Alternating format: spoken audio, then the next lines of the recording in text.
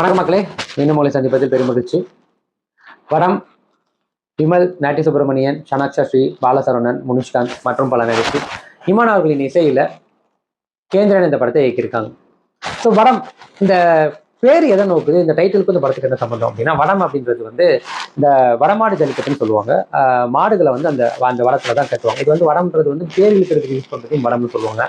அதே மாதிரி இந்த ஜல்லிக்கட்டுல மாட்டை கட்டுற அந்த டயருக்கு பேரும் வடம் தான். அதாவது வடமாடு ஜல்லிக்கட்டு அப்படின்றது மாட்டை நடுவில் கட்டிட்டு ஒரு சர்க்கிள் பெருசாக போட்டுட்டு, அதாவது மாடு எவ்வளோ தூரத்துக்கு வர முடியுமோ அது வரைக்கும் ரவுண்டு போட்டு அதுக்குள்ள அந்த மாட்டை அடக்கிறத ஒரு விதமான ஜல்லிக்கட்டு. வாடிவாசல் ஜல்லிக்கட்டுக்கும் இதுதான் வித்தியாசம். வாடிவாசல் ஜல்லிக்கட்டு மாடை ஃப்ரீயாக விட்டுருவாங்க, இதில் ஒரு கட்டி அந்த ரோப்புள்ள வச்சிருப்பாங்க. ஸோ அந்த கயிறு பேர் தான் படம்.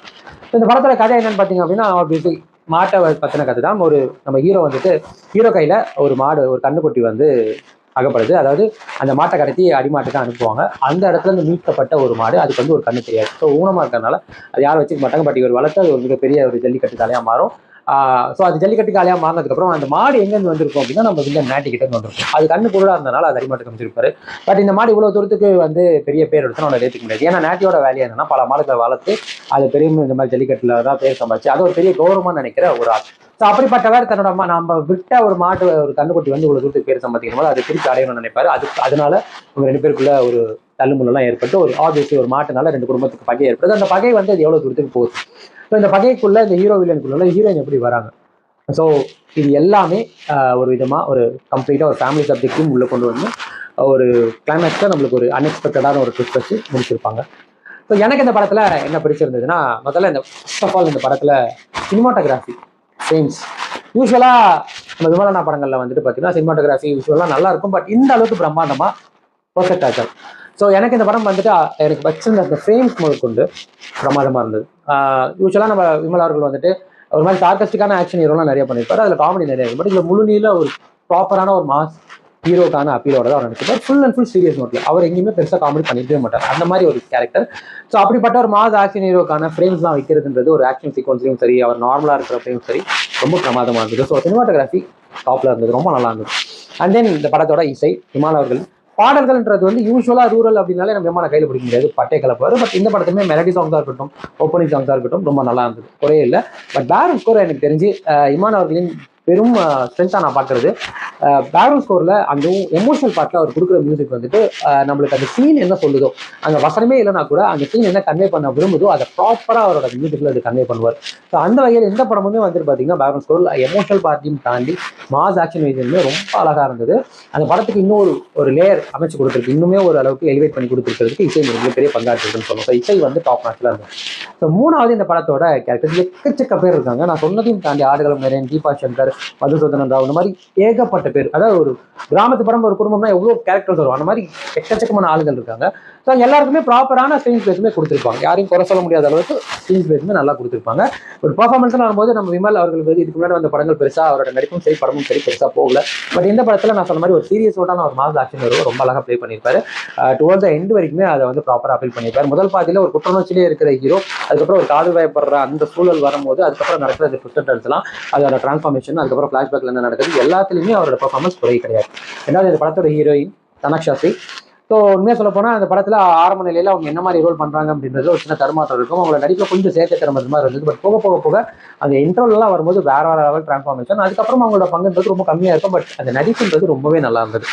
அதுக்கப்புறம் நாட்டி சுப்பிரமணியம், நாட்டி ஆக்சுவலாக வில்லனா பண்ணுறதுலாம் அவர் இப்போலாம் அது வேற லெவலில் பண்ண ஆரம்பிச்சிட்டாரு.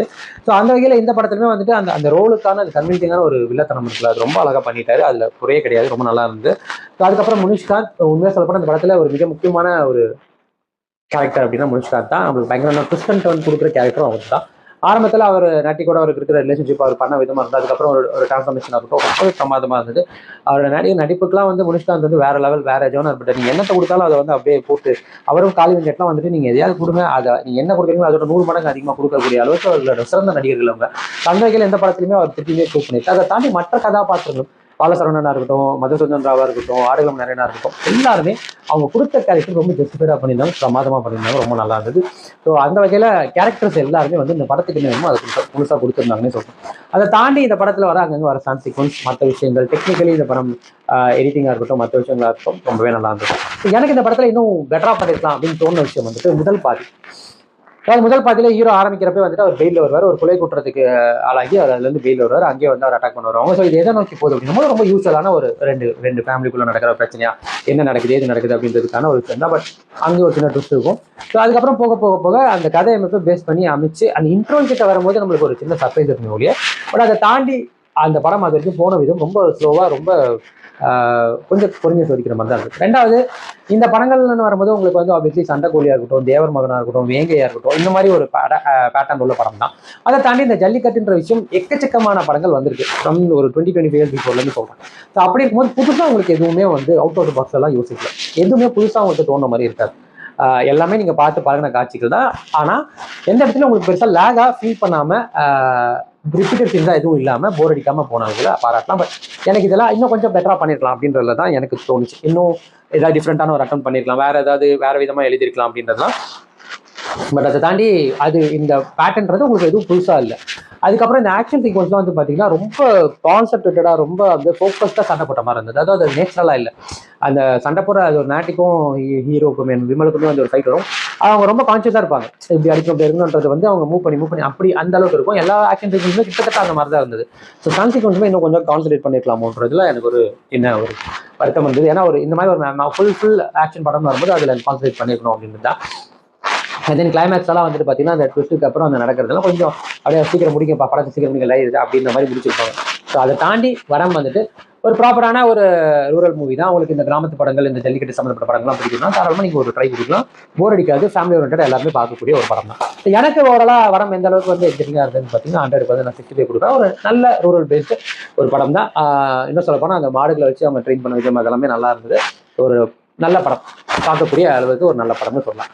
நாளை மக்களை மீண்டும் அடுத்த வாரம் வேறு நல்ல திரைப்படம், நல்ல விமர்சனம், வேறு சந்திக்கிறேன்.